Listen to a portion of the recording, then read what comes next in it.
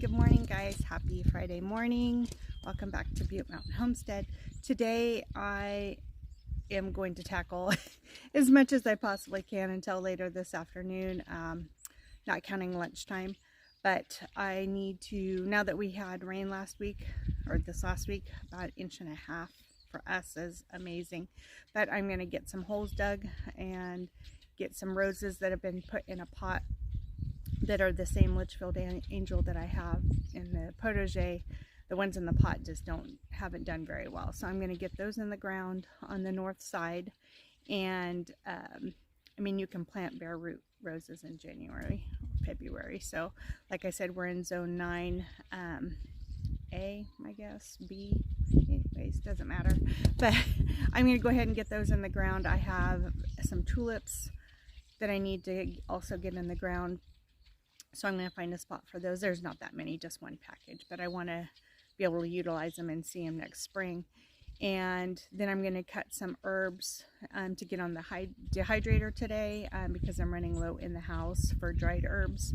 I mean, when I need them fresh, I just come out and cut them. So I'm going to get the oregano, marjoram, thyme, and sage. I'm going to get those on the dehydrator. I'm also going to, the celery plant is putting out little tiny, I don't know, stalks that aren't the big ones, which is fine, but I'm going to get those on the dehydrator as well, and that way I can make my own celery salt or celery powder. And then I save the top green leaves in my stock bag that I use to make our broth. So I'm going to hopefully get this on time lapse so you can see some of the process. It's literally just taking a pair of scissors, and these are sterilized, I think. If not, I'll go get a Clorox wipe and sterilize them. And then just fill up the boxes, and then I'll fill up the dehydrator later. I'll show you all of that as I do it. And yeah, I'll just take you along for what I'm doing today. Hopefully this will inspire you in some way, or just show you what I'm doing. It's a little cold probably for some people. For me, it's absolutely glorious to work in this temperature. I didn't check yet this morning. It was like 40 when I came out, but I need to undo the feeders for my chickens. I don't let the feeders be covered during the night because then the other critters decide that that's a buffet. So sometimes I forget, sometimes I don't. But I'm going to do that and check on their water and open up some windows. It's a clear day today. As you can see, there's some clouds, but open up their windows, and I need to get their coop winterized. What I use is our leftover cardboard. It's a really good insulator. Last year when it was like freezing outside, it was very comfortable in there, and I didn't use the light on them for warmth. Like during the night, I have certain lights on timers for them to be able to generate eggs. They didn't, but I'm gonna do it again this year because they're still laying. Oh, and my hair is, whew. This is what happens when you wrap wet hair up in a bun to sleep in, but I'll take it. I don't have that much hair, so anyways, I digress. I'm going to get going on that, and then I'll be back in a minute, so hang tight. Okay, so what I'm going to do here is this branch right here is, let me see, can't see it very well. There we go. Don't necessarily need me in there, but this right here from the sage plant is kind of infringing on the thyme, or the thyme's infringing. No. Anyway, so what I'm going to do is I'm going to cut this off, and it takes a lot to make one little jar. So I'm going to cut these off, and then I'll come back with my big pruners and cut them down to the bottom. And then I'm going to come in and clean all this up and cut off all the dead stuff too. So I'm going to just take my scissors, and I'm just going to take bunches like this.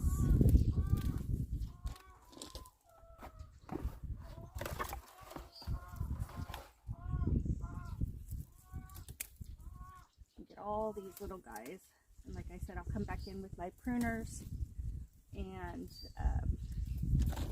cut them down to the bottoms. And when I'm inside, I will take these off at the, so you just pull them off.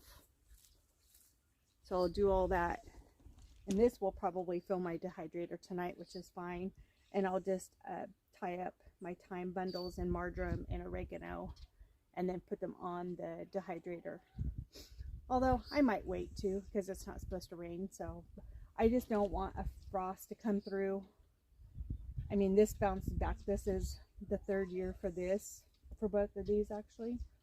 So they've survived what frost we've had. We've covered them. But if I don't know one's coming through, or if it was real close and I didn't cover them, I could lose it. So I want to get as much of it as I can. And see, just, and I'm doing it this way because I'm going to be cutting it down to the bottom, so I'm not worried about taking the tops off like this. I mean, this was from one seed. This plant was from one seed. So literally not even a penny has provided me with 3 years of all the sage and thyme that we could use, and then some. I share it. This year I showed a few weeks ago I planted marjoram. So I'm going to make my own poultry seasoning. And I think eventually I might get my what's that, cottage food producer, so that I can do, you know, sell stuff like this just like at farmers markets or whatever. But right now I just give it away to friends, for those that don't grow it themselves, or family that doesn't grow it themselves, because there's obviously a lot here. And then this summer, the seeds I collected, I'll never have to buy sage seeds ever again. And it'll be every year. I participate in a seed exchange program on Instagram. It's called Seed Wish Wednesday. So on Wednesdays you go on and you offer what seeds that you might be needing, which is nice because sometimes people have things that aren't available online. And then you or you offer them seeds that you have. So it's been a really fun way to connect with people. It doesn't cost that much. What was really cool about that is when the hurricane and the floods happened in Kentucky and Tennessee, we did a huge seed drive because they lost, you know, a lot of those parts lost everything. I mean, everything. Everything they'd put up, all of their gardens, all of their seeds. A lot of them they can't plant in that soil because it's considered toxic for 2 years. So there's been lots of efforts to get people food. And so one thing that I was able to help with and made me feel really good about was all the seeds that I couldn't use this year because of our drought. I had bought tons of seeds to plant, anticipation of having more food sustainability, because I had all these seeds and I didn't want them to go bad. So I just boxed them up and sent them on their way, and you know, hopefully they'll be able to be used in a way that gets people food, because that's what our goal is to have food, because the stores are still, it's either super expensive or it's not there, and it's always hit or miss on what's available. You don't know until you get there what's available. So as much as we can grow for ourselves, the less that I have to buy. And if I do buy, I try to buy local first, and then if I have to go to the store, then I will. I really don't like it, but I will. And I also we need to learn to eat seasonally. We love Brussels sprouts year round. I can't grow Brussels sprouts year round, and actually I've had trouble growing Brussels sprouts. They are a huge magnet to aphids, but I'm hoping the neem pellets will help with that. Anyways, is just eating seasonally. So, and one of the things when you are preparing, I'm not a prepper per se, but I am preparing, is you know, food without seasonings or salt doesn't taste very good. So I'm trying to grow as many of our seasonings as possible. Every year I try to add one or more. Rosemary is really hard for me for some reason. Either I soak it to death and kill it, or because it doesn't like a lot of water, then I forget about it and then it dries out and I kill it. So I'm going to try it in a pot on the porch this year and see if I can keep it. going. So anyways, I'm going to get after this and I'll be back and show you when I'm done.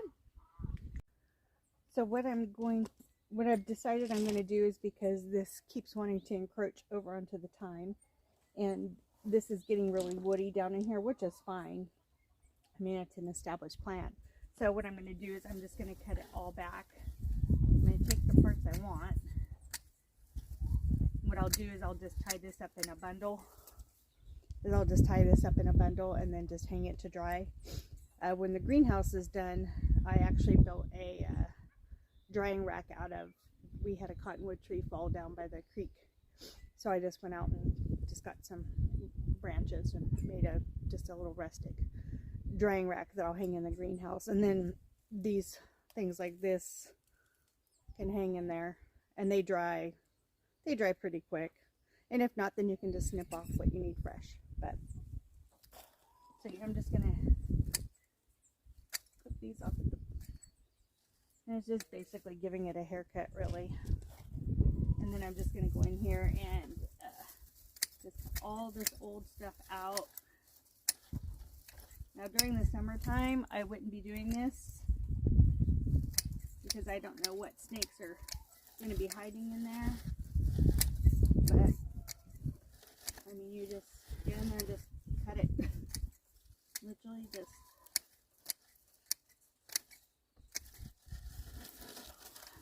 So just cut out all the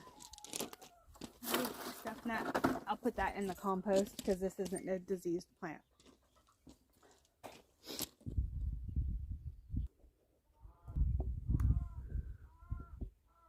So the cows are in this field just north of our house.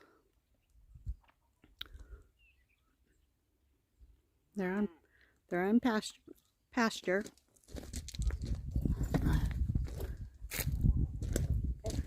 All the little babies taking a nap. They're so cute. Oh. So this isn't all of them, obviously, but I mean, there's even a little black dot way up there as a little baby. The mamas tell them to stay put, and they stay put. They're sweet. So I cut just a little tiny bit off the margin because the plant wasn't that established. I mean, there's tons of new growth on there. So this will be just for, you know, just one small batch of poultry seasoning that I want to try. I'm trying to remember, I actually have a whole jar of dried rosemary already, so I can include that in there.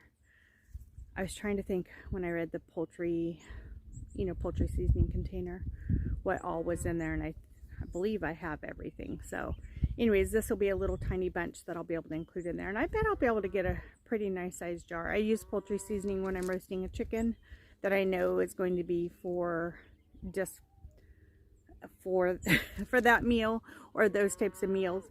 If I'm going to use the chicken for other things like in Mexican dishes, or you know, like chicken enchiladas or chicken tortilla soup, that type of stuff, I won't use the poultry seasoning. I'll just roast it with salt and pepper and olive oil, and that way I can use it for different things.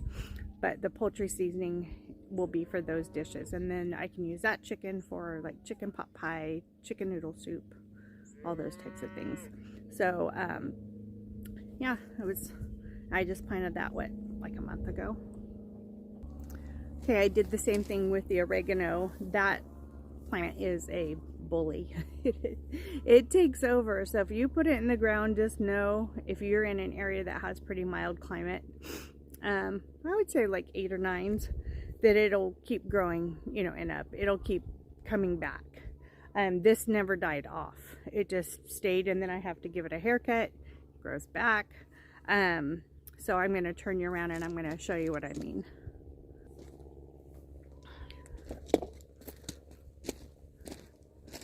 So yeah, this is one store-bought plant, and it is just taking over the bed. It sends runners, and it's been liking the warm, you know, that rain and then the warm. I am going to cut off the flowers This last spring it had the white flies really bad, and I just gave it a huge haircut, and that way I didn't have to spray it, because I really don't want to spray something that has little leaves. I mean, even if it's organic, it can still hurt you. So I just kind of went the natural route on this one and just cut off the problem, or the source that was drawing in the white flies. So I mean, it's touching the ground. So that's what I'm doing, is I'm giving it a haircut to keep it off the ground and from invading into anything else. So for those of you that are wanting to plant herbs, if you have a dedicated space for growing all of these herbs, like I have 2 boxes, but for those of you that don't, you can do them in pots wherever, you know, you can have them, whether on your patio or your balcony, and depending on if they'll stay year round for you. If not, just know that they will, you know, if a frost comes, or a hard frost that lasts and lasts and lasts, you'll just have to research the tags and see how they'll do in your area. I would just predict, or kind of assume, that you're only going to get it for that year, and that you'll maybe have to replace it the following year. If that's the case, and it's able to go to seed, as I would maybe save the seeds. And this doesn't die back, so I'm not saving the seeds. And because, like I said, it draws the white flies. The sage did not draw the white flies, so that's why I was able to collect the seeds on that. But yeah, grow things in pots. I mean, you can even grow them in windowsills, or like sun porches if it gets lots of sun, like a sunny spot facing south, like east and south, maybe even west, to where you can move them around, as I would try that. I have a lot of things in pots that are bullies. The lemon balm, the mint had all but died back because of the summer.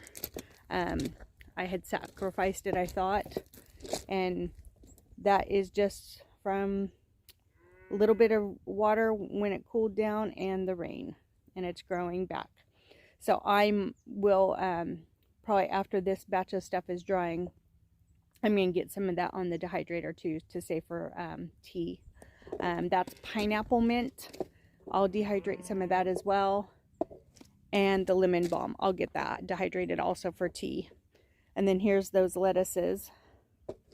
They're doing really good. The birds have been picking on this one, or something's been picking on them, maybe roly-polies. I know there's probably another name for them, or earwigs, but I've been coming out and getting some for sandwiches and such.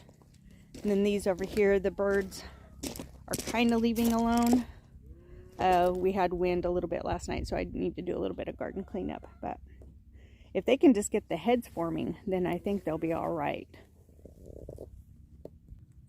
Also, this next week, I need to pick up some potting mix, because all of these are California poppies that reseeded from one plant that grows in here. And that's the calendula. Those also reseeded. And so I'm going to get all of these up potted, and I'll just keep them in the shed. I do have grow lights in there, so I'll keep them going in there, but that way I can transplant them next spring. Another thing I'm going to do in the spring is I'm going to divide this lamb's ear. It's absolutely huge, huge. And all the onions that I planted all did really well. These are all the white onions that I had left over. They did really well. So, okay, this spot right here is the spot that I want that Litchfield Angel Rose. So I'm going to go get the shovel and the digger, and then I'm going to get the hole dug. It needs to be a little bit wider than usual because it's been in that pot for a few years. So that's what size it's going to have to be. Because I want that potting soil in there. I'm also going to get some of that dirt, not soil, dirt. And I'll mix it with some of this clay dirt. I'm going to mix some gypsum in there with the fertilizer, and then I'll get it in the ground, and then hopefully I have time before lunch to get the other hole dug on the other side, because where I'm standing right now, I'll turn you around, where I'm standing right now, this is where, right, let's see, right here and out to here is where a project's going to go. And then I'm going to have, basically it's going to be kind of like an arbor, but it's going to be pretty stout because I want to hang like a hammock in there. And then I want something to be able to grow up and over it. So I'll do the other rows, the Litchfield Angel rose somewhere in here. And then all those weeds over there, they should be able to be pulled out pretty easy because of the rain. I need to get those rocks just tossed over into that business. But yeah, hopefully I can get those weeds pulled today. That's on the list. Unfortunately, it's not glorious or fun, but it has to be done so things look a little tidy.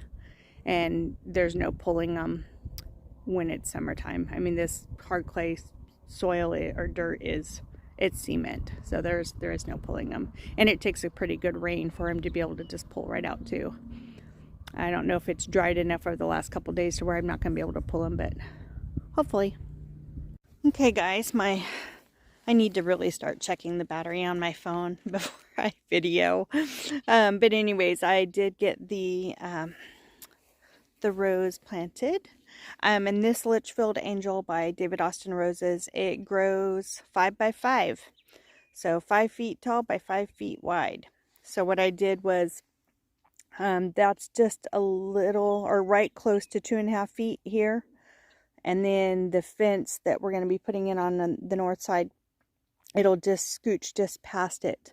And it'll be close to that magnolia. That's a dwarf magnolia.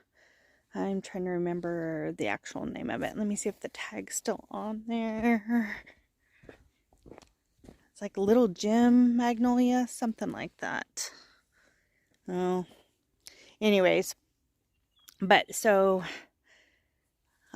I did get it fertilized, some gypsum. I didn't have very much left, but gypsum went in the bottom of that hole. That helps break up the clay soil, clay dirt, fertilizer, and then I mixed some of that dirt with the potting mix that was already in the pot with the original native dirt.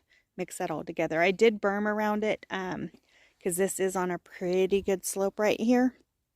And until we get the fence in and then get water hooked up to all these plants, there's a line to hook everything up over there and one over there.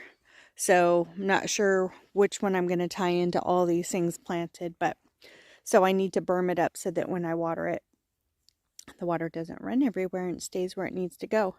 I did get some preen put down to, it's like a weed barrier.